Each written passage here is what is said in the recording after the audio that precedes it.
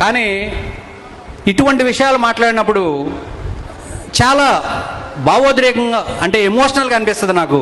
ఎందుకనంటే నేను పెరిగిన గ్రామాలేనా ఇవి, మన సంస్కృతి ఎందుకు ఇలా తగలడిపోతుంది అని బాధపడే వాళ్ళలో నేను ఒకడిని. ఈ మధ్యన ఒక గ్రామం వెళ్తే మాకు ఒక శాంతి రథం కావాలండి అని అడిగాడు ఒక ఆయన. అంటే ఎవరన్నా కాలం చేస్తే తీసుకెళ్ళడానికి ఒక రథం.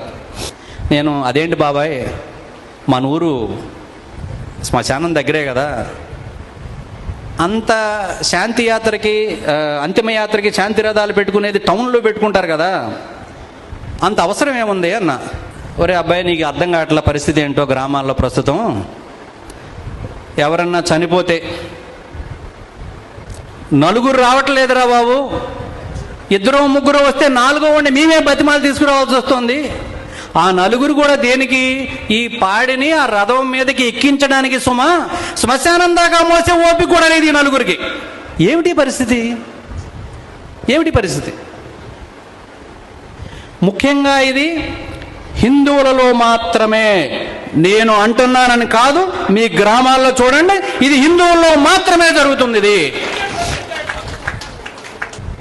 ఆయన ఇంట్లో ఏదో పెళ్ళయిందట, అందుకు రాకూడదు. ఈయన ఇల్లు కట్టుకోవడానికి శంకుస్థాపన చేశాడట, రాకూడదు. ఎవడండి చెప్పింది ఇవి? ఎవరండి? ఎక్కడి నుంచి వచ్చినాయి?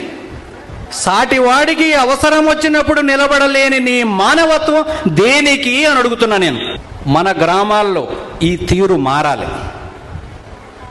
ఎలాగూ మనకున్నదాన్ని పిల్లల్ని ఆస్తులు అమ్మి ఒకడిని అమెరికా, ఒకడిని ఆస్ట్రేలియా, ఎక్కడికో చోట పంపించి వాళ్ళ గురించి మనం చెప్పుకుంటూ, వాళ్ళ ఫోటోలు స్నేహితులు చూపించుకుంటూ కాలం గడిపేస్తున్నాం మనం.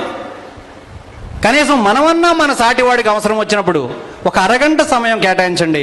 మీరు శంకుస్థాపన చేసినా పర్వాలా, ఇంట్లో పెళ్లి చేసినా పర్వాలా, భగవంతుడు మిమ్మల్ని దీవిస్తాడు కానీ శపించడు ఇటువంటి కార్యక్రమాల్లో మనం పాల్గొంటే.